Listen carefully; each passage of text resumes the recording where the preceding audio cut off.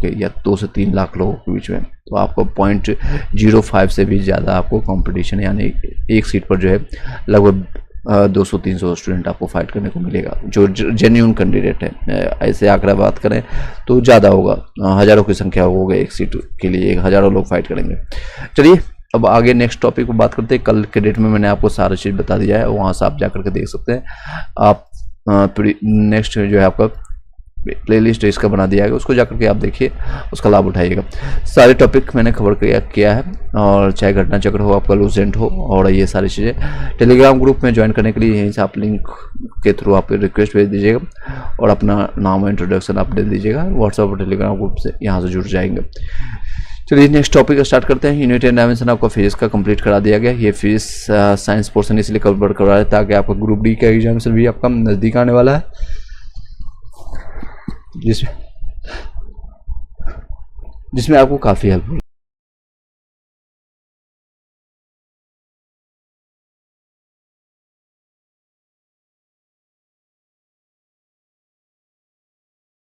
होगा।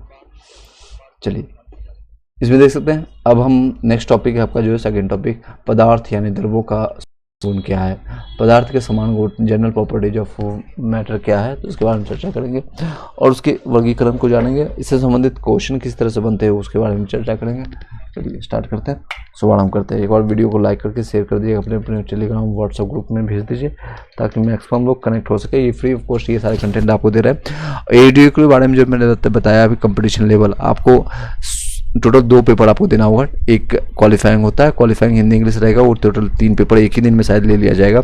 तो और बाकी 2 पेपर जो है आपको जिसमें आपका इवोल्यूशन किया जाएगा। एक तो 100 नंबर का होगा जिसमें मैथ और रीजनिंग का रहेगा, और एक 100 नंबर का रहेगा, 100 क्वेश्चन इसमें रहेंगे, उसमें आपका जीके जीएस का आपको ज़्यादा वेटेज रहेगा। तो आप दोनों अनुसार से आप प्रिपरेशन कीजिए, यानी आपके प्रिपरेशन जीके मैथ्स रीजनिंग वाला है, जो ऐसी रेलवे का तैयारी करने वाले या फिर एसएससी का तैयारी करने वाले, वो लोग छोड़ेंगे नहीं। लगभग अगर आप 100 क्वेश्चन मारना है तो बीपीएससी के ज़्यादा लेवल हार्ड होती नहीं है, तो आपको वो लोग 90+ टारगेट लेके चलेंगे। 90+ आपका जो है सिलेक्शन उनकी वहाँ पर होने की संभावना रहती है। चलिए स्टार्ट करते हैं।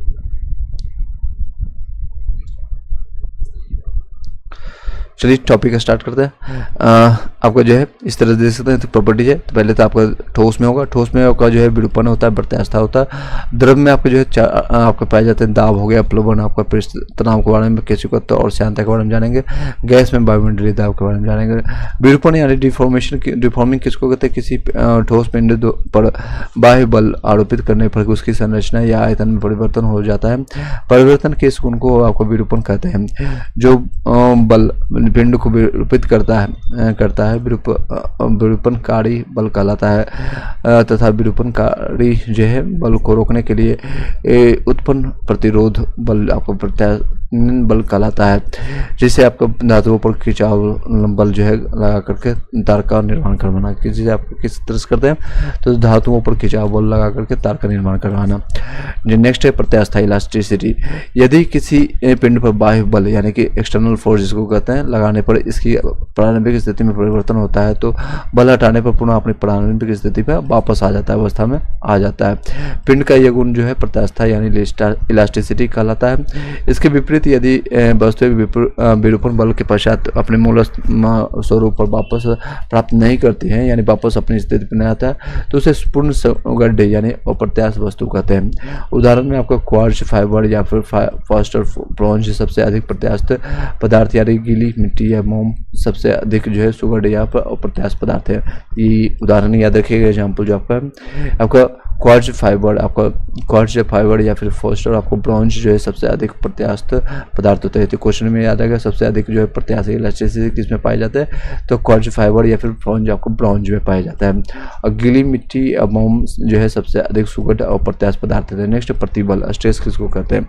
स्ट्रेस ये फोर्स अपॉन एरिया के रूप में आप जानेंगे। इसका डायमेंशन होता है ml² ml-1 t-2 के रूप में जानते हैं। और एरिया अगर यूनिट की बात करें तो न्यूटन पर मीटर स्क्वायर के रूप में जानते हैं। बाकी हम डिफिनीशन जानते हैं। इसका डिफिनीशन इस तरह से परिभाषा जिसको कहते हैं हिंदी में, किसी वस्तु पर विरूपत्मक बल बाह्य बल लगाने पर समाव्यवस्था में वस्तु के अनुप्रस्थ काट के एकांक क्षेत्र पर लगने रेखा क्षेत्र पर कार्य करने वाला आंतरिक प्रत्यावर्तन बल प्रतिबल आपका कहलाता है। यदि किसी वस्तु के अनुप्रस्थ काट के लंबवत दोनों सिराओं में बल तैनात किया जाए तो उत्पन्न आपका प्रत्यावर्तन बल आपका जो त्वरण प्रतिबल तथा यदि संपीड़ित किया जाए तो उत्पन्न प्रत्यावर्तन बल आपका जो संपीड़ित प्रतिबल कहलाता है। इन्हें जो है अनुदैर्ध्य प्रतिबल भी कहते हैं। इसे सिग्मा से निरूपित किया जाता है। सिग्मा बराबर होता है F/A। मैंने अभी यहाँ पर बताया भी है। F जो है बल है और A आपका क्षेत्रफल होता है। इसको इंग्लिश मीडियम वाले ध्यान दीजिएगा। स्ट्रेस बराबर होता है आपका force upon area, force upon area के रूप में जानते हैं। क्या है? फोर्स अपॉन एरिया के रूप में। इसका मैंने बताया आपका यूनिट होता है यानी मात्रक न्यूटन पर मीटर स्क्वायर या मतलब इनवर्स T-2 के रूप में इसको जानते हैं। नेक्स्ट है विकृति। विकृति इसका कोई भी मात्रक नहीं होता है। ये मेन क्वेश्चन आता है बार बार।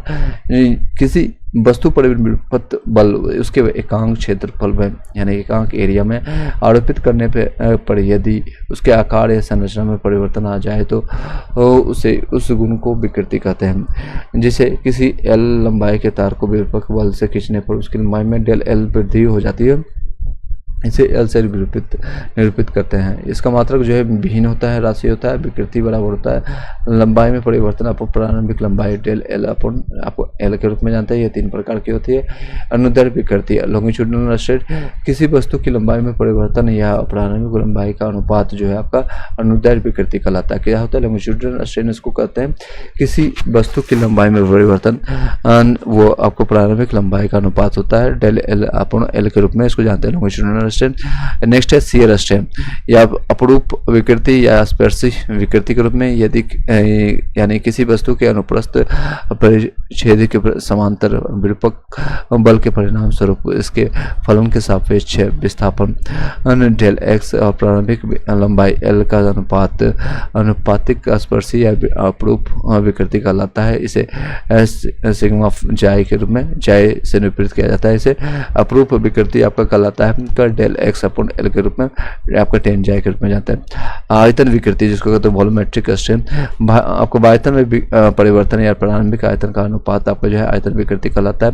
डेल V अपॉन B के रूप में इसका डिनोशन किया जाता है। नेक्स्ट है हुक का नियम यानी हुक्स लॉ। किसी पदार्थ के प्रत्यास्थ सीमा के समीप जो है यानी लिमिट किसी वस्तु में उत्पन्न विकृति उस पर आरोपित प्रतिबल के अनुक्रमानुपाती यानी समानुपाती होता है। डायरेक्ट प्रोपोर्शनल इसको माना जाता है। प्रतिबल इज डायरेक्ट प्रोपोर्शनल टू विकृति होता है यानी प्रतिबल is equal to E into विकृति के रूप में जानते हैं। ये आपका जो है प्रत्यास्था गुणांक यानी मॉडुलस ऑफ इलास्टिसिटी के नाम से जानते हैं। इसका मान प्रतिबल या विकृति के प्रकार पर निर्भर करता है। नेक्स्ट प्रत्यास्था इलास्टिसिटी लिमिट इसको जानते हैं। प्रत्यास्था सीमा जिसको कहते हैं प्रत्यास्था सीमा किसी पदार्थ पर लगाए जो है विरूपक बल का वह अधिकतम मान जिसके पश्चात उस पदार्थ का प्रत्यास्था गुण समाप्त हो जाता है प्रत्यास्था सीमा कहलाती है। इसके पश्चात बल लगाने पर वस्तु भंगुर होकर टूट जाती है। इस सीमा पर जो है पदार्थ में उत्पन्न प्रतिबल भंजक प्रतिबल कहलाता है। प्रकृति में कुछ पदार्थ जैसे महाधमनी हृदय से रक्त ले जाने वाले बेहद नलिका जिनका प्रत्यास्था क्षेत्र बहुत अधिक होता है और हुक के नियम का पालन नहीं करती है प्रत्यास्थ पदार्थ कहलाते हैं। प्रत्यास्थ गुणांक के प्रकार जो होता है types of modulus of elasticity. आपका प्रत्यास्थ गुणांक 3 प्रकार के होते हैं। कौन कौन होते हैं तो आपको एक एक चीज जानते हैं। अभी तक यहाँ तक किसी को डाउट है तो बताइएगा, कोई संशय कोई डाउट है तो आप पूछ सकते हैं। चलिए आई डोंट थिंक कि आपके पास कोई संशय कोई डाउट होगा। चलिए नेक्स्ट चलते हैं। यंग मॉडुलस पहला जो है आपका यंग प्रत्यास्था गुणांक के नाम से जानते हैं जिसको कहते हैं यंग मॉडुलस ऑफ इलास्टिसिटी। प्रत्यास्था सीमा के अंदर यानी कि लिमिट में आपको जब कुछ भी करते हैं तो ठीक रहता है, इसी से आप कोरिलेट कर सकते हैं। यानी प्रत्यास्था सीमा के अंदर जो है अनुदैर्ध्य प्रतिबल यानी तनन संपीड़न या फिर और अनुदैर्ध्य विकृति के अनुपात को जो है यंग प्रत्यास्था गुणांक कहा जाता है। इससे आपका Y से आपको निरूपित किया जाता है। इसका मात्रक होता है न्यूटन प्रति मीटर स्क्वायर या पास्कल कहता है। Capital Y is equal to sigma upon आपको जो है सिग्मा अपॉन इसको देखते हैं जाय के रूप में जानते हैं FL upon A into D L L, L L आपका कैंसिल हो जाएगा, आपका इसका जहाँ जो है आपका जो है आपका प्रतिबल होता है यानी कि स्ट्रेस होता है, एल आपका विकृति होता है। यहाँ पर फॉर्मूला आ जाएगा। इसका अगर यूनिट की बात करें तो न्यूटन प्रति मीटर स्क्वायर हो जाएगा, ये भी न्यूटन प्रति मीटर स्क्वायर।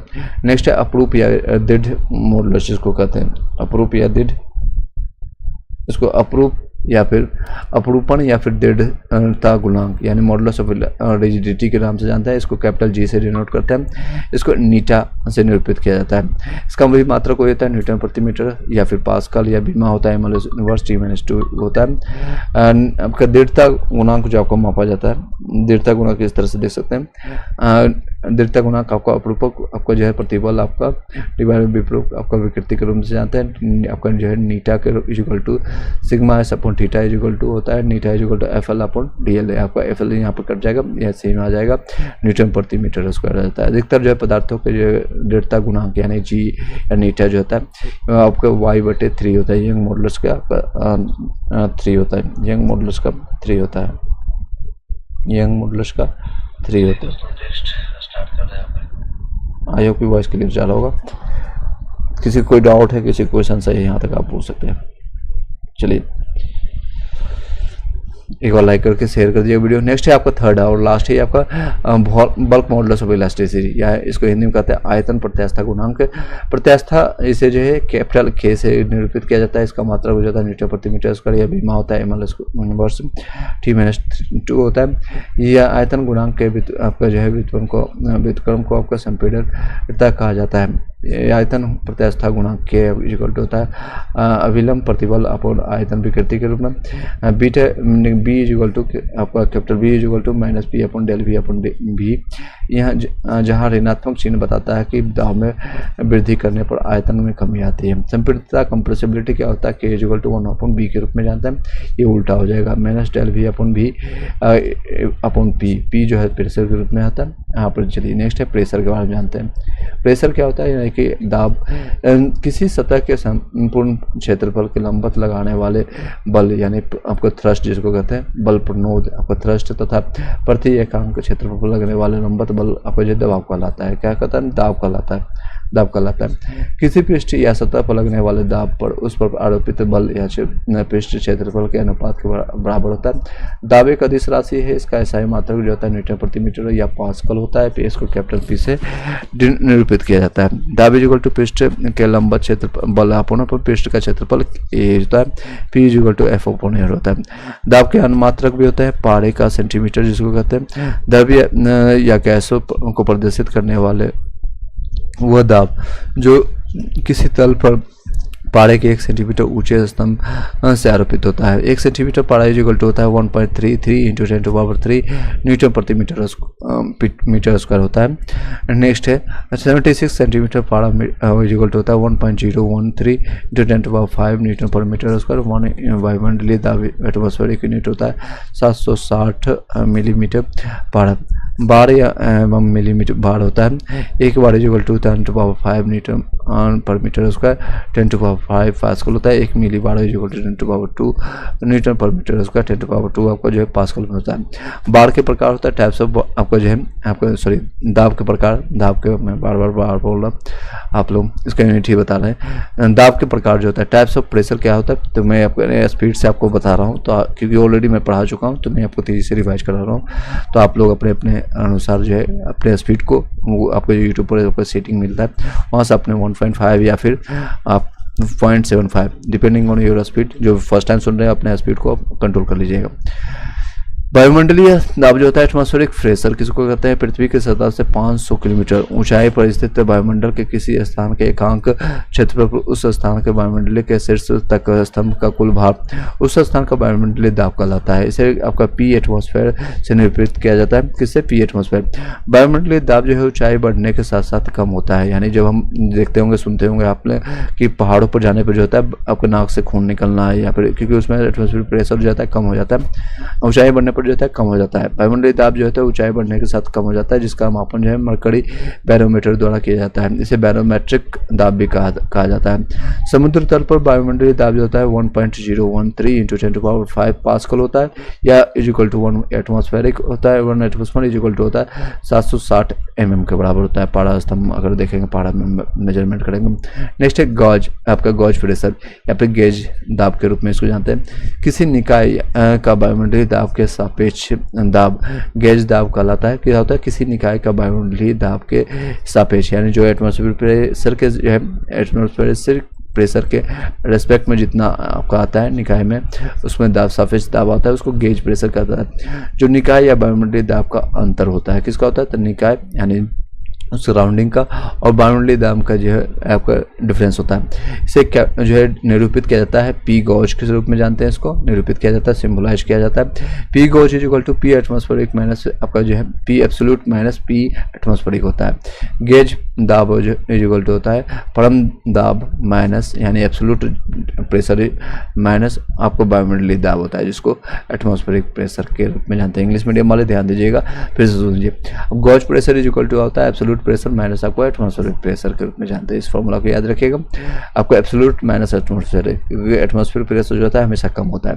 नेक्स्ट उदाहरण के रूप में आप देखते हैं वाहनों के टायरों का वायु दाब जो होता है गेज प्रेशर संकल्पना के आधार पर ज्ञात किया जाता है। जनरली 35 या फिर आपको 40 इसमें एटमॉस्फेरिक प्रेशर डाल करके आप जो है चक्के के टायर में जो है हवा भरा जाता है, एटमॉस्फेरिक प्रेशर को मेजरमेंट किया जाता है। नेक्स्ट है परम दाब।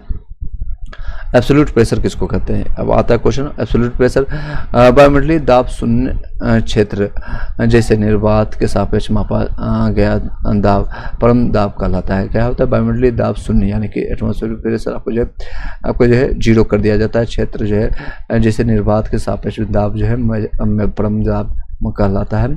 इसे एब्सोल्यूट पी एब्सोल्यूट से निरूपित करता है। P absolute equal to P atmospheric plus P gauge के रूप में आता है। इसी फॉर्मूला से आप कोरिलेट कर सकते हैं। यहाँ देख सकते हैं P absolute is equal to आप कर लेंगे P gauge plus P atmospheric. जब ये वाला वैल्यू इस तरफ जाएगा लेफ्ट साइड तो ये प्लस में चला जाएगा, तो इसी से इसका आप कोरिलेट कर सकते हैं P atmospheric plus P gauge. Next है आपका डिफरेंस प्रेशर। डिफरेंशियल प्रेशर क्या होता है? अपकलन दाब जिसको कहते हैं हिंदी में, अपकलन दाब। किसी पिंड के दो बिंदुओं के मध्य दवांतर का दवांतर को जो है मध्य आपके तो दो बिंदुओं के जो है मध्य दवांतर यानी कि एटमॉस्फेरिक प्रेशर जिसको डिफरेंस प्रेशर कहते हैं, अपकलन दाब कहलाते हैं इसको, जिसका मुख्यतः प्रयोग जो है मौसम संबंधी गुण आपका गणना किया जाता है। इसको डेल पी से निरूपित किया जाता है। Del P is equal to P1 minus P2 के रूप में जानते हैं। क्या? P1 माइनस P2 के रूप में जानते हैं। P1 माइनस P2 के रूप में जानते हैं, क्योंकि दोनों बिंदु जो है आपका एक बिंदु यहाँ से और दूसरे बिंदु से आपका दोनों के बीच में डिफरेंस कितना है वही जानने की कोशिश करते हैं। इसको डिफरेंशियल प्रेशर कहते हैं। द्रवों में आपका दाब यानी प्रेशर इन लिक्विड, द्रव के अणुओं द्वारा द्रव की सीमा के अंदर रखी वस्तु पर विभिन्न दिशाओं में आरोपित बल जो किसी प्रत्येकांक क्षेत्रफल पर कार्यरत हो तो उसे द्रव दाब कहते हैं। द्रव दाब कहते हैं। किसी बिंदु पर द्रव का दाब सभी दिशाओं में समान रूप से लगता है जो उस बिंदु की गहराई h और द्रव का घनत्व यानी d या फिर रो के रूप में जानते हैं, और गुरुत्वीय त्वरण या g के गुणनफल के बराबर होता है। जो आपका फ्लूइड इज इक्वल टू होता है यानी कि प्रेशर आपको जो फ्लूइड का मेजरमेंट किया जाता है तो रो जी एच के रूप में जानते हैं। रो आपका जो है आपका डेंसिटी होता है, जी आपका ग्रेविटी होता है, आपका गुरुत्वीय त्वरण जिसको कहते हैं, एच आपका हाइट होगा। यदि वायुमंडलीय दाब या फिर पी एटमॉस्फेरिक शामिल हो तो पी फ्लूइड यानी कि आपका प्रेशर ऑफ फ्लूइड मापा जाएगा एटमॉस्फेरिक प्रेशर प्लस आपका रो जी एच के रूप में जानते हैं। पास्कल का नियम, ये बहुत बार क्वेश्चन आ चुका है सारे एग्जामिनेशन में, तो याद रखिएगा। और ये फ्रांसीसी वैज्ञानिक थे यानी साइंटिस्ट कहाँ के थे? फ्रांस के रहने वाले थे, जिनका नाम था पास्कल के अनुसार जो है विरामावस्था में तरल का दाब उन सभी बिंदुओं पर जो समान ऊंचाई पर स्थित हो समान होता है, यानी समान है। हाइट आपका अगर समान है तो सभी पर जो है आपका जो प्रेशर समान लगेगा। किसी आपको परिबद्ध तरल पर आरोपित बल बिना घटे उस तरल के सभी बिंदुओं तथा जो है पात्र के दीवारों पर संचारित हो जाता है। जैसे आपका एग्जांपल में हाइड्रोलिक लिफ्ट होता है, यूज किया जाता है हाइड्रोलिक लिफ्ट। इसका एग्जांपल में कहीं पूछा जाता है पास्कल लॉ के एग्जाम्पल बताओ। तो हाइड्रोलिक लिफ्ट हो गया, हाइड्रोलिक ब्रेक हो गया, हाइड्रोलिक प्रेशर, जितना भी हाइड्रो वाला यूज होगा क्योंकि पानी का उपयोग कर रहा है और हाइट का उपयोग कर रहा है, तो याद रखिएगा जितना भी हाइड्रोलिक ब्रेक हो गया, प्रेशर हो गया, लिफ्ट हो गया, ये सारी जगह आपका पास्कल लॉ का यूज किया जाता है, आपका उपयोग किया जाता है। नेक्स्ट है दाब का गणनांक और क्वथनांक का प्रभाव क्या होता है। इससे संबंधित भी क्वेश्चन आपको देखने को मिलता है, तो इसको जानते हैं। जिन पदार्थों को गर्म करने पर आयतन में वृद्धि होता है, यानी टेम्परेचर बढ़ा है तो आपका वॉल्यूम बढ़ गया, तो उसका गलनांक जो है दाब बढ़ाने पर बढ़ जाता है, यानी सभी चीज़ें यहाँ पर समानांतर चल रहा है। टेम्परेचर बढ़ा तो आपको वॉल्यूम बढ़ गया, वॉल्यूम भी बढ़ गया, और साथ साथ आपका प्रेशर भी बढ़ रहा है, तो आपका प्रेशर तो आपका देख सकते हैं। जैसे आपको मोम, घी हो गया, जिनका आयतन जो है गर्म करने पर कम हो जाता है, उनका गलनांक जो है दाब बढ़ाने पर कम हो जाता है। जैसे बर्फ, बिस्फत, ढलवा लोहा इत्यादि।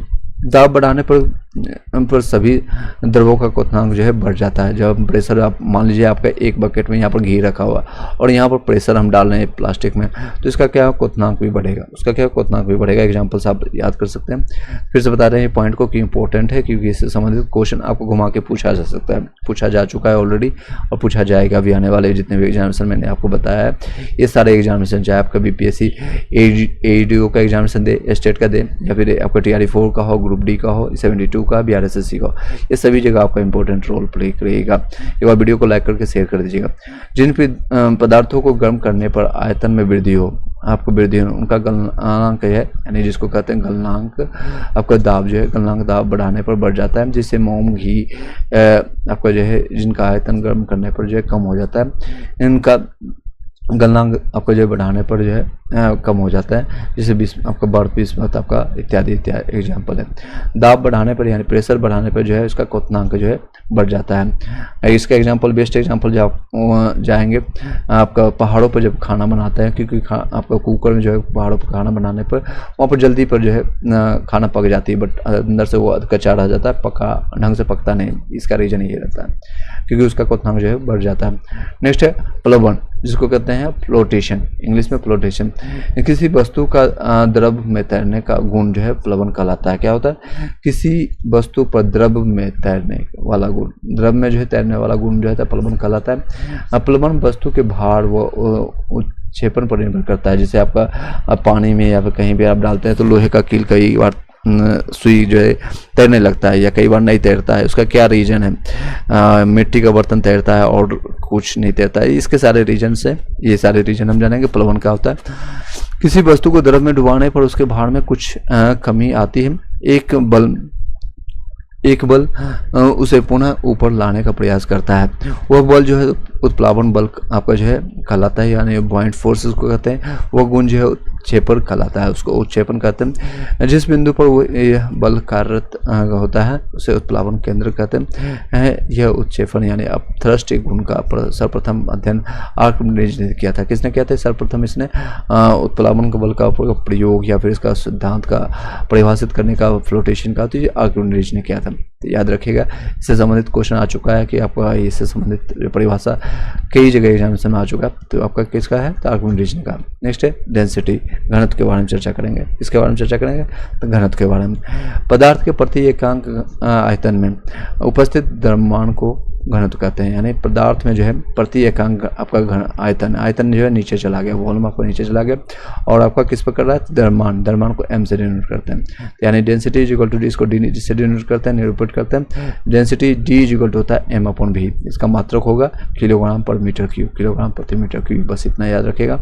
आपेक्षिक घनत्व जिसको कहते हैं रिलेटिव डेंसिटी, तो ये याद रखिएगा किसके संबंध में क्या है, कितना आपका डेंसिटी होता है, इसको भी याद रखना पड़ता है। तो याद रखिएगा जल के सापेक्ष जो है किसी वस्तु का घनत्व जो है उसका आपेक्षिक घनत्व कहलाता है। क्या है? किसके समझ में? तो जल के सापेक्ष किसी वस्तु का घनत्व उसका आपेक्षिक घनत्व कहलाता है। प्रमुख पदार्थों के आपेक्षिक घनत्व या उसका जो है क्या घनत्व जानते हैं? जैसे द्रव में हो गया, आपका पदार्थ हो गया, 4 डिग्री सेंटीग्रेड पर पानी के सापेक्ष जो है अपेक्षित घनत्व कितना होगा, घन आपका किलोग्राम प्रति मीटर में आपका कितना होगा, ये सारी चीज़ें जानने की कोशिश करते हैं। ठोस में जानेंगे, ठोस में आपको जो है पदार्थ जैसे आपका सोना हो गया, चांदी हो गया, तांबा हो गया, शीशा हो गया, बर्फ या ठोस अवस्था में पाए जाते हैं। तो सबसे ज़्यादा आपका होता है सोने का। सोने का कितना है, तो आपका 19.3 लगभग आप 19.3 के आसपास मानेंगे। ये कितने डिग्री पर है, 4 डिग्री सेंटीग्रेड पर आप लोगों को पता है इसका डेंसिटी सबसे ज़्यादा होता है। किसका, 4 डिग्री सेंटीग्रेड पर सबसे ज़्यादा आपको देखने को मिलता है। 4 डिग्री सेंटीग्रेड पर सोने का कितना होता है, 19.3 होता है। और इसका घनत्व अगर बात करें किलोग्राम प्रति मीटर में, तो 19.3 इंटू 10⁻³ से मल्टीप्लाई कर दीजिए। और चांदी का होता है 10.5, तांबा का 8.9, शीशा का 11.3। सोने के बाद किसका आता है, शीशा का, उसके बाद आपका चांदी का आता है। बर्फ का 0.9 होता है मात्र, इसको इंटू 10⁻³ करते हैं। 10⁻³ से करता है क्योंकि किलोग्राम जो होता है 1 ग्राम बराबर होता है 1000 किलोग्राम होता है, तो इससे 10⁻³ सभी से देख सकते हैं मल्टीप्लाई किया गया। चलिए आगे कंटिन्यू करते हैं। हम द्रव के बारे में भी चर्चा कर लेते हैं, लिक्विड के बारे में। जैसे आपका शुद्ध जल हो गया, शुद्ध जल का 1 होता है इसका, मान लीजिएगा, तो इसके अगर बात करेंगे तो 1 × 10⁻³ होता है। और समुद्री जल का 1.03 होता है, इसका 1.03 इंटू 10⁻³ हो जाएगा आपका किलोग्राम पर मीटर में आपका जानेंगे। केरोसिन का जो होता है कच्चा तेल जिसको कहते हैं 0.8 होता है। और आपका पारा का 13.6 याद रखिएगा, ये यूज होता है 13.6। ग्लिसरीन का 1.26 होता है। और बाकी गैस में अगर बात करें तो सबसे ज़्यादा आपका यूज होता है वायु का होता है 14.3 आपका 37 होता है। और इसमें अगर आपका ग्राम लीटर में अगर बात करें तो 1.293 होता है। हाइड्रोजन का 1 होता है, इसमें 0.09 आपका ग्राम लीटर होता है। नाइट्रोजन का 13.90 होता है, 1.25 आपका ग्राम लीटर होता है। ऑक्सीजन का आपका जो है आपका लगभग 16 के आसपास होता है, लेकिन यहाँ पर दिया गया 15.88, ये याद रखिएगा। इसमें एटॉमिक भार इतना होता है, तो 1.492 ग्राम पर लीटर होता है। हीलियम का 2 के आसपास होता है, तो 1.98 के आसपास होता है। यहाँ पर 0.97 ग्राम लीटर होता है। नेक्स्ट आर्किमिडीज का प्रिंसिपल। आर्किमिडीज प्रिंसिपल यानी कि आर्किमिडीज का सिद्धांत के बारे में चर्चा करेंगे। यहाँ तक किसी को कोई डाउट है, कोई क्वेश्चन है, कोई संशय है, आप पूछ सकते हैं। बहुत इंपॉर्टेंट ये क्लासेज ली जा रही है, फ्री ऑफ कॉस्ट है, तो इसका इंपॉर्टेंस आप लोग समझिएगा। क्लासेज जो भी स्टार्ट आप कर रहे हैं तो उसको आप कंटिन्यू देखिएगा, पूरा आप देखिए, बार बार देखिए। ये प्लेलिस्ट बना दिया गया, उसको आप बार बार रिवीजन कीजिए। अपने जितने भी एग्जामिनेशन हो, चाहे आप 72 के लिए तैयारी कर रहे हैं, TRE4 के लिए कर रहे हो, या फिर ग्रुप डी के लिए तैयारी कर रहे हैं, ये बहुत सारे इंपॉर्टेंट आपको लेक्चर आपको दिए जा रहे हैं। चलिए नेक्स्ट है आर्किमिडीज का प्रिंसिपल।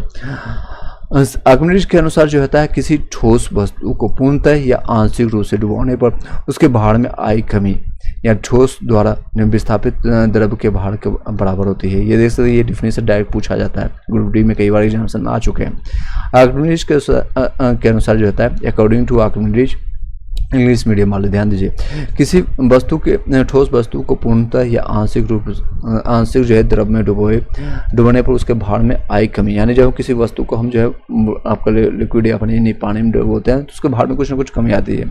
मान लीजिए 5 लीटर का हम कोई एक बकेट डाल रहे हैं, तो उसमें हम डालेंगे तो वजन उसका 5 लीटर नहीं महसूस होगा, बल्कि और कम होगा। ठोस द्वारा जो विस्थापित द्रव के भार के बराबर होता है, यानी कि उत्प्लावन जो होता है बल्ब जो होता है इक्वल टू भार में कमी इक्वल टू हटाया गया द्रव का भार भी इसमें कैलकुलेट होता है। किसी ठोस का भार W होता है, हटाया गया द्रव का भार या उत्प्लावन बल W1 हो तो आपको निम्न में 3 स्थितियां संभव है। परिणामी बल के स्वरूप जो है फलस्वरूप, इस तरह से इसका क्वेश्चन भी बनता है, तो याद रखिएगा।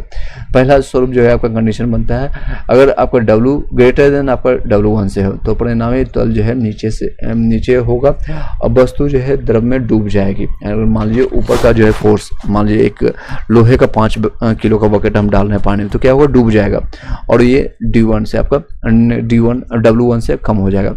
यह तभी संभव होगा जब ठोस का घनत्व जो है द्रव से अधिक होगा। जैसे मैंने अभी एग्जांपल बताया 5 किलो का बकेट। नेक्स्ट आपका अगर W = W1 के बराबर है तो परिणामी जो है बल जो है ऊपर की ओर कार्य करेगा। अब वस्तु जो है आपका अंशतः पानी में डूबती हुई आपका सतह पर तैरेगी। नेक्स्ट है आपका अगर W लेस देन आपका W1 है तो परिणामी बल ऊपर की ओर कार्य करेगा।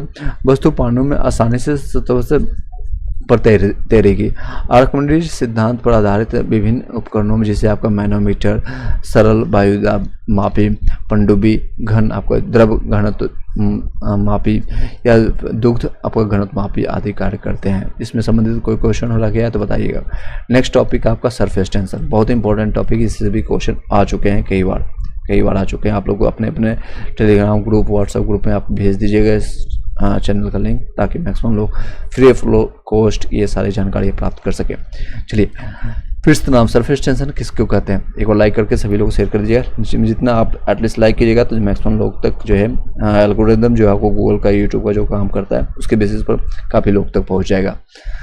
किसी द्रव का पृष्ठ तनाव, द्रव के पृष्ठ पर खींची गई काल्पनिक रेखा की एकांक लंबाई यानी 1 मीटर पर पृष्ठ के तल में रेखा के लंबवत कार्य करने वाले बल के बराबर होता है। यानी याद रखिएगा, इसका सिंपल फॉर्मूला होता है, यानी सिंपल डेफिनेशन, इसको याद कर सकते हैं। किसी द्रव पर पृष्ठ तनाव के द्रव के पृष्ठ पर खींची गई काल्पनिक रेखा के एकांक लंबाई यानी 1 मीटर पर पृष्ठ के तल में रेखा के लंबवत कार्य करने वाले बल के बराबर होता है। T = F/L के रूप में जानते हैं। इसका जो होता है T जो इसको T से डिनोट करता है, क्योंकि सरफेस टेंशन का T लिया जाता है, और ये आपको बल अपॉन अभी मैंने बताया प्रति एकांक लंबाई पर यानी कि लंबाई L के रूप में। तो यहाँ पर अगर डायमेंशन की बात करें यानी आपको मात्रक की बात करें तो न्यूटन प्रति मीटर हो जाएगा। डायमेंशन इसका जो है मीटर, क्योंकि न्यूटन का जो होता है आपका किलोग्राम मीटर पर सेकेंड स्क्वायर होता है, तो यहाँ पर मीटर कैंसिल हो जाएगा, तो बचेगा किलोग्राम सेकेंड स्क्वायर, सेकेंड पर -2 होता है। इसका डायमेंशन इस तरह से आ जाएगा, mt-2 के रूप में जानते हैं। एल जो है रेखा लंबाई होता है आपका जूल प्रति मीटर भी स्क्वायर कर सकते हैं इसको। और एफ जो होता है कार्यरत बल, आपका जो टेंशन जिसको कहते हैं सरफेस टेंशन, संपूर्ण बल होता है, कार्य अपॉन क्षेत्रफल। T = W अपॉन एरिया के रूप में जानते हैं। इफ एरिया = 1 होता है तो T = W होगा, यानी सरफेस टेंशन आपका कार्य के बराबर हो जाता है, यानी वर्क फोर्स के बराबर होता है। द्रव के पृष्ठ क्षेत्रफल में एकांक वृद्धि करने के लिए किया गया कार्य आपका पृष्ठ आपका तनाव कहलाता है। किसी द्रव में अत्यंत आपका जो है घुलनशील और शुद्धि मिला दिया जाए तो द्रव का पृष्ठ तनाव बढ़ जाता है। यानी किसी द्रव में अत्यंत घुलनशील और शुद्धि मिला दे, कोई भी इम्प्योरिटीज अगर मिला देते हैं तो उसका जो है पृष्ठ तनाव जो है सरफेस टेंशन बढ़ जाता है। और घुलनशील अशुद्धि मिला दिया जाए तो द्रव का पृष्ठ तनाव कम हो जाता है। जिसे आपका एग्जांपल में जल में अल्कोहल मिलाने पर जल का पृष्ठ तनाव कम हो जाता है। जल में अल्कोहल मिलाते तो क्या होता है, उसका पृष्ठ तनाव कम जाता है। जल में नमक मिलाने पर पृष्ठ तनाव उसका जो है बढ़ जाता है। जल में अगर ये शुद्ध होता है क्योंकि तो इसमें नमक मिलाते हैं तो इसका पृष्ठ तनाव बढ़ जाता है। ये दोनों एग्जाम्पल याद रखिएगा। नेक्स्ट है ससंजक बल, जिसको कोहेसिव फोर्स कहते हैं, या असंजक बल, या इसको एडिसिव फोर्स कहते हैं। कई लोग इसको आपको जो है डिफाइन करने में या फिर इसको डिफिनीशन देने में, परिभाषित करने में कन्फ्यूजन होता है। इसको कन्फ्यूजन को दूर करने के लिए आप 1 मिनट ध्यान दीजिएगा। यहाँ तक किसी को कोई डाउट है तो बताइएगा, कोई संशय है, कोई डाउट है। जो लोग अभी लाइव वगैरह देख रहे हैं या रिकॉर्डेड फॉर्मेट में भी बाद में देखेंगे तो आप लोग कमेंट बॉक्स में जरूर बताइएगा कि आपको संशय है, कोई डाउट है, तो आप लोग क्वेश्चन कर सकते हैं बेधड़क भी। आपका विवाक ढंग से आप अपने एक दोस्त भाई समझ कर आप अपने क्वेश्चन को रख सकते हैं। चलिए, कोई भी क्वेश्चन है, कोई भी संशय है तो आप पूछ सकते हैं। नेक्स्ट है कोहेसिव फोर्स। एक ही पदार्थ के अणुओं के मध्य लगने वाले अंतराण्विक जो है तांत्रिक आकर्षण बल ससंजक कहलाता है। यानी एक ही पदार्थ के जो है अंदर जो है एक ही तरह के पदार्थ, यानी कि मान लीजिए अभी जैसे एग्जांपल मैं आपका दे रहा हूँ कि आपके पाकिस्तान और इंडिया का मैच हो रहा है, तो अलग अलग कंट्री का हो गया, और इंडिया में ही IPL होता है आपका, चाहे राजस्थान का हो, आपका मुंबई से हो, इंडिया वाले इंडिया को सपोर्ट करते हैं। तो इसी तरह से एग्जांपल मैं आपको दे रहा हूं ताकि एक ही तरह के पदार्थ हैं, एक ही पदार्थ के अणुओं के मध्य जो है आपका जो है अंतराण्विक जो है आकर्षण बल जो होता है ससंजक करें, यानी एक समान जो है बल को वाले जो है एक दूसरे को आकर्षित करने करते हैं, काम करते हैं, उसको ससंजक बल कहते हैं। जिसे आपका जल को अणुओं के मध्य जो है आकर्षण बल होता है। इसी बल के परिणाम स्वरूप जल में जो है पृष्ठ तनाव जो है का गुण पाया जाता है। जिसे देखते होंगे जब महिलाएं जब लहरा करके निकलती है बाल धो करके या फिर नहा के स्नान करके, तो उनके बाल चिपके चिपके रहते हैं। किसके कारण होता है? ये सरफेस टेंशन के कारण होता है। बल जो है जल का जो है बल होता है, जल के अणुओं के भी जो है मध्य जो है आकर्षण बल होता है, यानी अट्रैक्टिव फोर्स जिसको कहते हैं आपका। इसी कारण जो है कोहेसिव फोर्स को अट्रैक्ट करता है और उनके बाल जो है चिपके चिपके रहते हैं। उसके बाद वो क्या करते हैं, हेयर ड्रायर लाते हैं और मारते हैं, फ्लसी सा आवाज़ करता है और एक दूसरे का हवा से निकालने की कोशिश करते हैं। वो उसको बीच में जो है हवा डालने की कोशिश करते हैं। तो आप समझ गए होंगे, महिला लोग तो और अच्छे से समझ गए होंगे। नेक्स्ट है विभिन्न पदार्थों के अणुओं के मध्य जो है लगने वाले आकर्षण बल आसंजक बल कहलाता है। इसको कहते हैं आपका एडहेसिव फोर्स, इंग्लिश मीडियम वाले, और इसको कोहेसिव फोर्स, यानी कोहेसिव फोर्स किसको कहते हैं, जो समान पदार्थ में हो लगने वाले। एडहेसिव फोर्स यानी डिफरेंट टाइप के पदार्थों में जो है आपका अट्रैक्शन फोर्स हो। भिन्न पदार्थों के अणुओं के मध्य जो है लगने वाले अट्रैक्टिव फोर्स यानी कि आकर्षण बल आसंजक बल कहलाता है। एग्जाम्पल में आप देखिए, जैसे कांच को ग्लास में रखे गए अणु यानी ग्लास के दीवारों में अणु के मध्य आकर्षण देखते होंगे कि एक कांच के नज़दीक में जब आप बैठते होंगे या फिर एक दूसरे कांच को जब फूट जाता है, यानी कांच या फिर आपके जो मिरर आप देखते होंगे, टूटने के बाद आपको अगर वो कांच चिपका दिया जाता है, बीच में एक आकर्षण बल आ जाता है, उसमें हवा हो या पानी हो, कुछ भी अगर आपके बीच में आ जाने के बाद वो चिपक जाता है, उसको हटाना मुश्किल हो जाता है। तो इसमें दोनों अलग अलग डिफरेंट टाइप के पदार्थ हैं, दोनों अलग अलग मेटल है। एक तो सॉलिड है, कांच है, और दूसरा एक हवा है, लिक्विड है कह सकते हैं, यानी सॉलिड और लिक्विड के बीच में आकर्षण बल लगा, इसको कहते हैं एडहेसिव फोर्स। यानी दो अलग अलग हो, एडहेसिव यानी अलग अलग हो, और कोहेसिव मतलब सेम पदार्थ हो। तो बस इतना ही डिफरेंस है, ये चीज़ों को याद रखिएगा। एक ही तरह के पदार्थ अगर यूज में हो, दोनों के बीच में आकर्षण बल लगा हो, उसको कह देंगे ससंजक बल, यानी समान यानी संजक। असंजक मतलब अलग अलग, याद से रखिएगा, असंजक यानी अलग अलग पदार्थों में हो। तो आई होप कि यहाँ तक किसी को डाउट नहीं रहा होगा। ये डिफिनेशन याद रखिएगा, साथ साथ एग्जाम्पल भी याद रखिएगा। नेक्स्ट टॉपिक है आपका कैसिकत्व, यानी इंग्लिश मीडियम वाले ध्यान दीजिएगा, इसको कहते हैं कैपिलरिटी। कैपिलरिटी क्या कहते हैं, कैपिलरिटी। इसके एग्जाम्पल पूछे जाते हैं, इसके फॉर्मूले भी पूछे जाते हैं, इसका डिफिनेशन भी आता है आपके डिफरेंट एग्जाम्स में पूछे गए, तो याद रखिएगा। किसी द्रव के द्वारा कैसी नली यानी कैपिलरी ट्यूब में गुरुत्व बलों के आपका विपरीत ऊपर चढ़ने या नीचे उतरने की प्रवृत्ति जो है, गुण को जो है कैसिकत्व कहलाता है, कैपिलरिटी जिसको कहते हैं। यह कैसी नली बहुत कम त्रिज्या वाले खोखली नली होती है, जिसमें द्रव के चढ़ने या उतरने का जो है गुण इसके व्यास या त्रिज्या पर निर्भर करती है। जिसका फॉर्मूला होता है H = 2T cos θ upon R, या आप कह सकते हैं रो dg के रूप में, RdG जानते हैं। R जो होता है आपका नली की त्रिज्या के रूप में जानते हैं, T आपका सरफेस टेंसर होता है द्रव का, और D घनत्व होता है यानी कि जिसको कहते हैं डेंसिटी। H आपका नली में जो है द्रव की ऊंचाई या गहराई के रूप में जाना जाता है। इसका एग्जाम्पल भी हम बताएंगे, देख सकते हैं। थीटा जो है आपका नली और दीवार के बीच में आपका स्पर्श कोण के रूप में जाना जाता है। किस नली में जो है द्रव चढ़ने और उतरने का जो है कारण जो होता है पृष्ठ तनाव होता है। कौन होता है, सरफेस टेंशन होता है। कौन होता है, किस नली में जो है द्रव के चढ़ने उतरने का। आप लोग लालटेन देखे होंगे और ये फाउंटेन पेन देखे होंगे। लालटेन जो 19 के वर्थ जो है जेनजी जो 97 से पहले जिनका जन्म हुआ होगा, बचपन में आप लोगों ने देखा होगा, तो लालटेन में जो आपका जो है यानी केरोसिन तेल चढ़ना उतरना, जिससे जो है वो जल पाते थे, इसी कारण होता था। इसका एग्जाम्पल, इसके रीजन होता था पृष्ठ तनाव। फाउंटेन टेन की नींव जो होता है या फिर लालटेन में धागे की बनी केस नलियाँ जो होती है, इसी का बना होता है। शाही सुखाने के लिए सोखता जो है कागज यानी ब्लोटिंग पेपर में बने आपका संद भी इसी का उपयोग किया जाता है। नेक्स्ट है आपका श्यानता, विस्कोसिटी। विस्कोसिटी के बारे में चर्चा करते हैं। श्यानता द्रवों का वह गुण, यानी किसका गुण है, तो द्रव का। किसका गुण है, तो लिक्विड का, मेरा नहीं आपका नहीं, द्रव का गुण है। द्रवों का वह गुण जिसके कारण द्रव अपनी भिन्न भिन्न परतों में होने वाली अपेक्षित गति का विरोध करता है। अपेक्षित गति का जो है विरोध करता है। श्यानता या फिर गाढ़ापन कहलाता है। इसको श्यानता कहिए या फिर गाढ़ापन कहिए। ये एक जो है आपका घर्षण बल के समान होता है। घर्षण बल यानी कि फ्रिक्शन फोर्स जिसको कहते हैं, जो द्रव के परतों के बीच में कार्य करता है। आदर्श तरल या द्रव की श्यानता जो है शून्य होती है, यानी एकदम घर्षण बल उसमें होता ही नहीं है। श्यानता का कारण जो है द्रवों के अणुओं के मध्य जो है ससंजक बल यानी समान पदार्थों में जो है आपको आकर्षण बल होता है, होना होता है। द्रवों की अपेक्षा जो है अब गैसों में श्यानता बहुत कम होती है, बहुत कम द्रवों में, क्योंकि द्रव में कुछ ना कुछ पाया जाता है, कुछ ना कुछ विकृतियाँ पाई जाती है, और तो इसलिए आपको इसमें श्यानता पाई जाती है, यानी इसको में विस्कोसिटी पाई जाती है, एक गाढ़ापन पाया जाता है। सबसे ज़्यादा श्यानता किसमें होती है और सबसे कम किसमें होती है? लिक्विड में कम होती है, सॉरी गैस में सबसे कम होती है। गैसों में जो है सबसे कम होती है, लिक्विड में थोड़ा ज़्यादा, और सॉलिड में और थोड़ा ज़्यादा होगा। जिसे आपका एग्जाम्पल में ताप में अगर वृद्धि कर देते हैं, टेम्परेचर हम बढ़ाते हैं, तो द्रवों में जो है श्यानता घटेगी। जैसे हम टेम्परेचर मान लीजिए आपका शहद को हम और गर्म कर दें तो उसकी क्या हो, गाढ़ापन जो है कम जाएगा। खून को ही मान लीजिए, खून का भी एग्जाम्पल लिया जाता है, ब्लड को अगर गर्म कर दें तो उसकी क्या होगी, विस्कोसिटी घट जाएगी। जैसे गैसों की सांद्रता जो है बढ़ती है, जबकि जो है द्रवों की घटती है, द्रवों वाली घटती है, लेकिन गैसों में उल्टा होता है। गैस वाला जो है गैसों की सांद्रता बढ़ती है। एग्जाम्पल देख सकते हैं, टेम्परेचर हम बढ़ाएं, यहाँ से ये याद रखिएगा, तो आपको जो है लिक्विड में जो है आपका सांद्रता जो है, द्रव में आपका लिक्विड है यहाँ पर तो घटेगी, और लेकिन गैस में जो है बढ़ेगी। याद रखिएगा ये फॉर्मूला। सांद्रता के जो और भी एग्जाम्पल से समझते हैं, जल से भरी बाल्टी को हिला करके छोड़ने पर थोड़ी देर में जो है जल का अपने आप स्थिर हो जाना, यह आपको किसके कारण होता है, सांद्रता के कारण होता है, विस्कोसिटी के कारण होता है।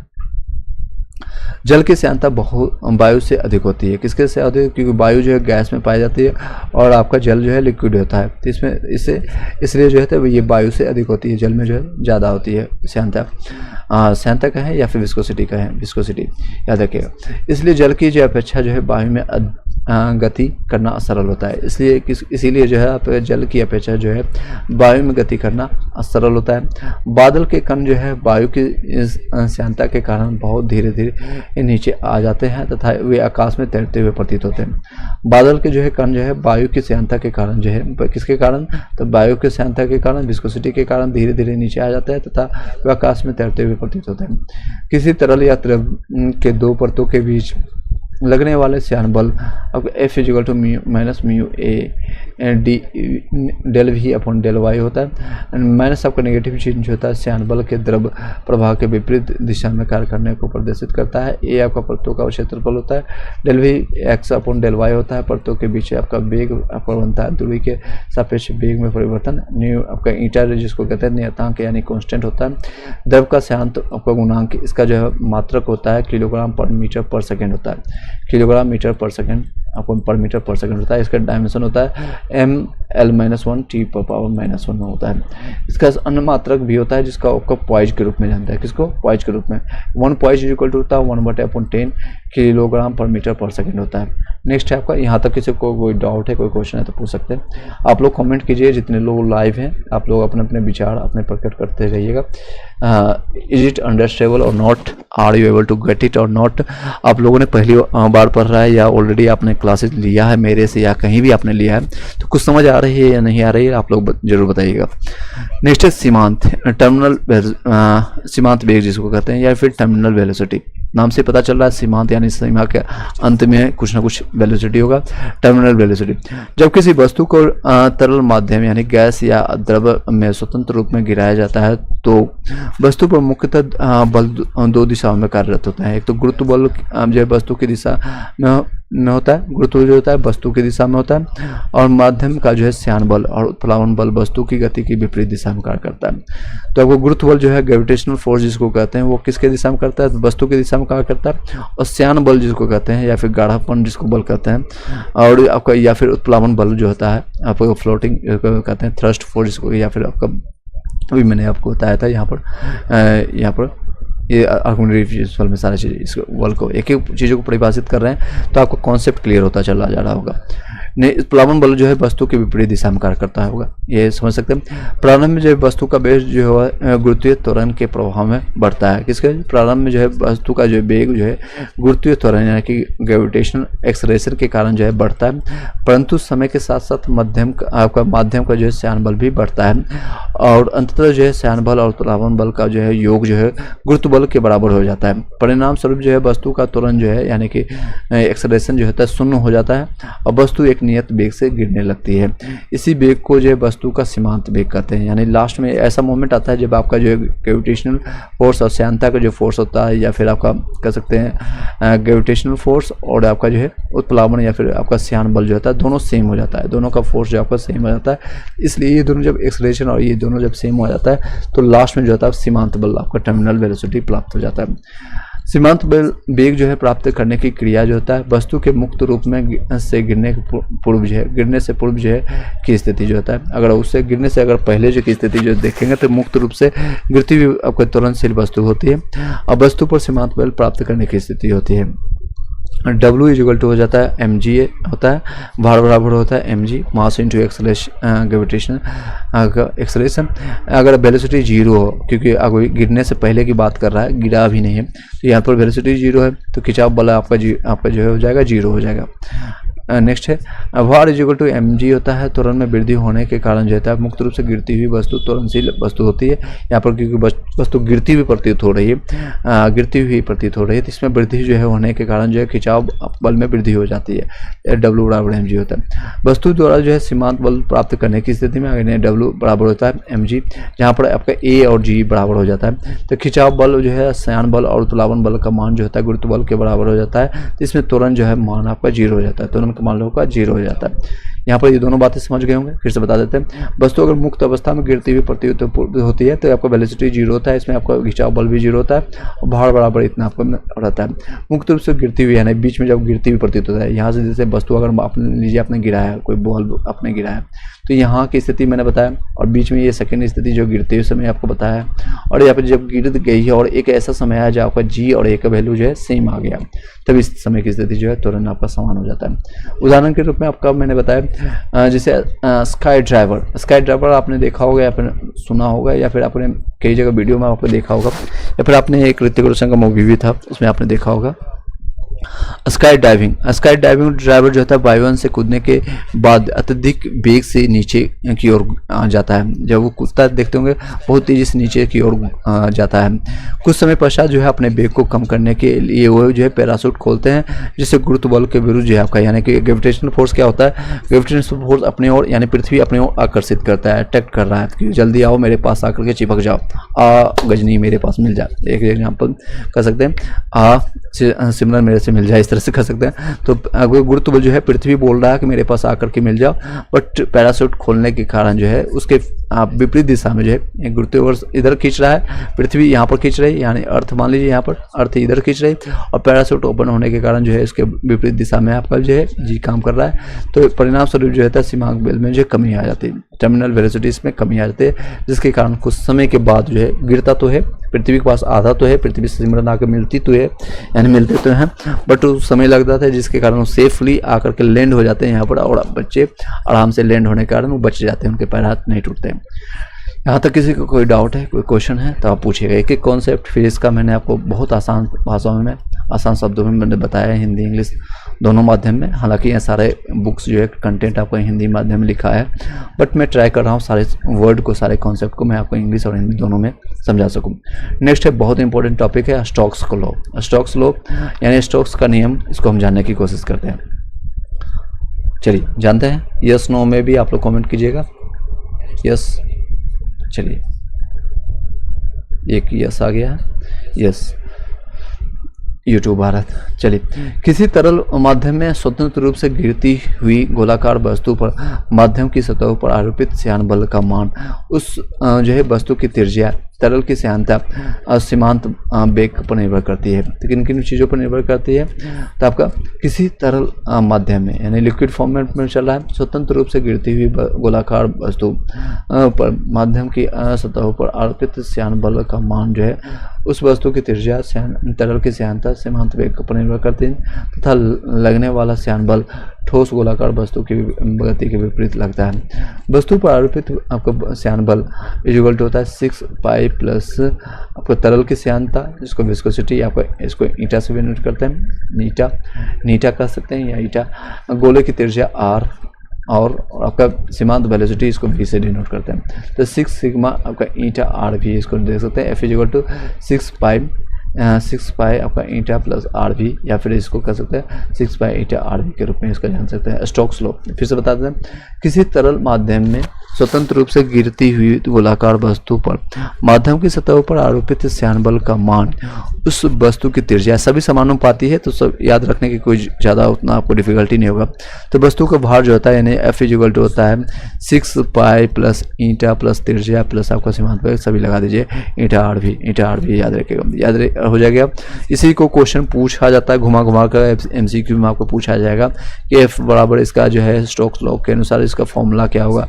तो 6 पाई तो है और साथ ही साथ आप ईटा और आर भी याद रखेगा, वी आर या आर भी याद रखेगा।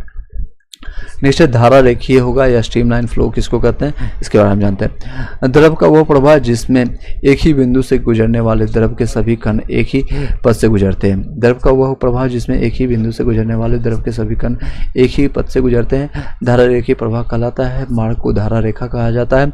कोई संपीड़ित यानी कि कंप्रेस करने वाला आपका असमान द्रव यानी कि आदर्श द्रव जिसको कहते हैं किसी असमान अनुप्रस्थ काट वाली नली के में धारा रेखीय प्रवाह में बह रहा है तो नली के प्रत्येक स्थान पर अनुप्रस्थ काट या द्रव के वेग का गुणनफल समानुपाती गुणनफल जो है समान रहता है। अर्थात किसी बिंदु पर द्रव के प्रवाह के दर जो है बिंदु पर अनुप्रस्थ काट क्षेत्रफल के व्युत्क्रमानुपाती होता है। अर्थात चौड़ी नली वाले वेग प्रवाह जो है कम पतली वाली नली के प्रभाव जो है अधिक होता है। यानी कि जब देखते होंगे आप अपने कार वॉश कराने गए होंगे या फिर आपको 2 व्हीलर वॉश कराने गए होंगे तो उनकी जो है पाइप नलियाँ जो होती है छोटी होती है और उसका प्रेशर ज़्यादा निकलता होगा। जिसकी पाइप लाने का मोटा नली होगा उसके प्रेशर ज़्यादा नहीं होगा, कम होगा। इसे जो द्रव के जो है अविरलता का सिद्धांत कहते हैं। इसको क्या कहते हैं, द्रव के अविरलता का सिद्धांत कहते हैं। नेक्स्ट है क्रिटिकल वेलोसिटी, क्रांतिक वेग किसको कहते हैं। मैंने टर्मिनल वेलोसिटी बताया, क्रिटिकल वेलोसिटी को भी जानते हैं। चलिए एक एक चीज़ जानते हैं। यहाँ तक किसी को कोई संशय है, कोई डाउट है तो आप लोग बताइएगा कमेंट में। चलिए वेरी गुड, किसी को कोई डाउट नहीं। धारा रेखीय प्रवाह के अंतिम वेग के बाद प्राप्त वेग जो होता है अंतिम टर्मिनल वेग के बाद भी जो कोई वेग प्राप्त होता है उसको क्रांतिक वेग यानी क्रिटिकल वेग कहलाता है। यदि द्रव का वेग क्रांतिक वेग से अधिक हो जाए, क्रांतिक वेग से भी वेग से अधिक हो जाए तो द्रव का प्रभाव जो है अनियमित हो जाता है, जिससे जो है आपको विक्षुब्ध प्रभाव कहते हैं। इसमें द्रव की गति या का मार्ग टेढ़ा मेढ़ा यानी जिगजैग के आपको हो जाता है। जिगजैग इस तरह से होता है आपका जिगजैग या फिर आपका भवांतर आपका वर्ली हो जाता है। जैसे आपको बरसात में नदी नालियों की गति आपने देखा होगा, अभी पंजाब में वर्तमान में आपने देखा होगा न्यूज चैनल, जो पंजाब के लोग होंगे उन लोगों को तो भली बात ही प्रत्यक्ष देखे होंगे, प्रत्यक्ष को प्रमाण की जरूरत नहीं होती है, बट लोगों ने जो बाहर के अन्य राज्यों के होंगे अन्य जगह के होंगे वो न्यूज चैनल में आपने देखा होगा। क्रांतिक वेग से जो है कम वेग होने पर जो है उस पर का प्रभाव जो है द्रव की श्यानता या क्रांतिक वेग से अधिक होने पर जो है उसका प्रभाव जो है द्रव के घनत्व पर निर्भर करता है। अगर कम रहेगा तो किस पर निर्भर करता है, तो द्रव की श्यानता यानी गाढ़ापन पर डिपेंड करता है कि कितना गाढ़ा चल रहा है। अगर आप एक नली में डाल करके जैसे आपने ब्लड चढ़ाया होगा तो एक पतली सी नली में आपने एक चुन्नू को आपने ब्लड चढ़ते हुए देखा होगा, किसी को भी आपने देखा होगा, तो पतली नली में जा रही है, आराम से जा रही है, तो उसके इस पर डिपेंड करते हैं गाढ़ा वो नली पर। उसमें ग्लूकोज डालेंगे तो तेजी से चला जाएगा, पानी डालेंगे तो और तेजी से चला जाएगा, लेकिन ब्लड डालेंगे तो वो थोड़ा टाइम लगेगा। अगर वो क्रांतिक कोण से अधिक रहेगा तो उसका द्रव के घनत्व पर डिपेंड करता है, डेंसिटी पर। नेक्स्ट है बर्नौलीज थ्योरम। यहाँ तक किसी को संशय है, कोई डाउट है तो पूछ सकते हैं। चलिए बर्नौलीज थ्योरम के बारे में जानते हैं। बर्नौली फिर में किसी समय ना वेट करते हुए देख सकते हैं, मैं कोई भी चीज़ें कंटेंट और भी नहीं बता रहा हूँ, मेरा मध्यम है, मेरा मकसद है ज़्यादा से ज़्यादा कंटेंट आपको डिलीवर करें, कम समय में ज़्यादा से ज़्यादा कंटेंट आपको डिलीवर किया जाए। चलिए सीधे समय ना बर्बाद करते हुए टॉपिक को हम कॉन्सेप्ट को क्लियर करते हैं। बर्नौलीज फिल्म किसको कहते हैं, जब कोई असंपीड़ित यानी कंप्रेसिबल नहीं हो, असंपीड़ित यानी कंप्रेस नहीं कर सकते, उसको दबाव नहीं दे सकते, या अश्यान द्रव्य या गैस आदर्श के एक दूसरे से एक स्थान से दूसरे स्थान तक धारा रेखीय प्रवाह से प्रभावित होता है तो उसके मार्ग के प्रत्येक बिंदु पर प्रति एकांक आयतन की कुल ऊर्जा अर्थात दाब ऊर्जा, गति ऊर्जा, स्थिति ऊर्जा कौन कौन सा है, तो एक प्रेशर एनर्जी हो गया, एक काइनेटिक एनर्जी हो गया, एक पोटेंशियल एनर्जी का योग जो होता है एक स्थिरांक होता है, एक नियतांक होता है, यानी एक कांस्टेंट होता है। यह ऊर्जा संरक्षण सिद्धांत पर आधारित होता है। किस पर, तो ऊर्जा एनर्जी कंजर्वेशन का होता है, कंजर्वेशन ऑफ एनर्जी इसमें लगता है। बर्नौली के प्रमेय का समीकरण जो है इस तरह से देखने को मिलता है, पी यानी मैंने बताया आपका pressure energy P plus half mv² plus रो जी एच, ये आपका काइनेटिक एनर्जी है, पोटेंशियल एनर्जी है, इसको कहते हैं। ये प्रेशर इज इक्वल टू नियतांक यानी कांस्टेंट का द्रव का आपका दाब होता है पी, रो आपका जो है आपका कहलाता है द्रव का घनत्व, जी आपका गुरुत्वीय त्वरण हो गया, एच आपका हाइट हो गया। यदि द्रव का दाब जो है बढ़ता है, अगर प्रेशर बढ़ता है तो उसका वेग जो है कम जाएगा, जब प्रेशर बढ़ाएंगे तो वेग का जो है कम जाता है, प्रेशर अगर बढ़ाएंगे तो वेग कम जाएगा, याद रखिएगा। और वेग बढ़ने से जो है उसका दाब घटता है। ये आपका इनडायरेक्टली प्रोपोर्शनल है, प्रेशर के इनडायरेक्टली प्रोपोर्शनल है वेलोसिटी। याद रखिएगा, पॉइंट को हाईलाइट कर लीजिएगा, स्क्रीनशॉट ले लीजिएगा। बर्नौली प्रमेय के जो उदाहरण कौन कौन से है? Venturi meter. वेंचुरी मीटर द्वारा नली में द्रव के प्रवाह दर ज्ञात किया जाता है। वेंचुरी मीटर से हम द्रव के प्रवाह ज्ञात करते हैं। 1 मिनट का समय दीजिएगा। इस टॉपिक को बाद हम इस वीडियो को वाइंड अप करेंगे, क्योंकि अभी थर्ड टॉपिक आ जाएगा, नेक्स्ट वीडियो में हम कंप्लीट करेंगे, नेक्स्ट वीडियो में हम बात करेंगे। वेंचुरी मीटर जो है आपका एटमोलाइजर जो है द्वारा किसी द्रव के लाइट की भी कटेगी, चलिए, द्रव के जो है छोटे छोटे बिंदुओं में फुवाड़ा परिवर्तन, क्रिकेट की गेंदों का स्पिन होना, तेज आंधी में आपका टीन सीट का उड़ना, तेज गति से आपका गतिमान रेल गाड़ी प्लेटफॉर्म के निकट खड़े होने पर गिरने का जोखिम, तीव्र गति से गतिमान आपको होकर के वायुयान का रनवे से उठ जाना। ये सारे एग्जाम्पल हैं, ये सारे एग्जाम्पल आपको याद रखिएगा। फिर से बता देते हैं। वेंचुरी मीटर द्वारा जो है किसी नली में द्रव के प्रवाह को ज्ञात करना। आपका एटोमाइजर यानी कि आपका कनित्र द्वारा जो है किसी द्रव के धार जो है छोटी छोटी बिंदु में फुहारा स्प्रे किया जाना। क्रिकेट की गेंद का स्विंग होना, तेज आंधी में टीन का शेड उड़ना, तेज गति से गतिमान रेलगाड़ी के प्लेटफॉर्म के निकट खड़े होने पर गिरने का जोखिम होता है, तीव्र गति से गतिमान होकर के वायुयान का रनवे से उठना। नेक्स्ट है यांत्रिकी गति। नेक्स्ट टॉपिक हम नेक्स्ट वीडियो में करेंगे। यहाँ तक किसी को संशय नहीं रहा होगा, आई तो होप। वीडियो को लाइक करके शेयर कर दीजिएगा। साथ ही साथ आप टेलीग्राम ग्रुप में ज्वाइन करने के लिए आप यहाँ से जाकर के आप ज्वाइन कर सकते हैं। यहाँ जैसे आप जाएंगे तो आपको यहाँ से लिंक मिल जाएगा टेलीग्राम व्हाट्सएप ग्रुप का, यहाँ से आप रिक्वेस्ट भेजिएगा, आप लोग को जोड़ दिया जाएगा, ऐड कर दिया जाएगा।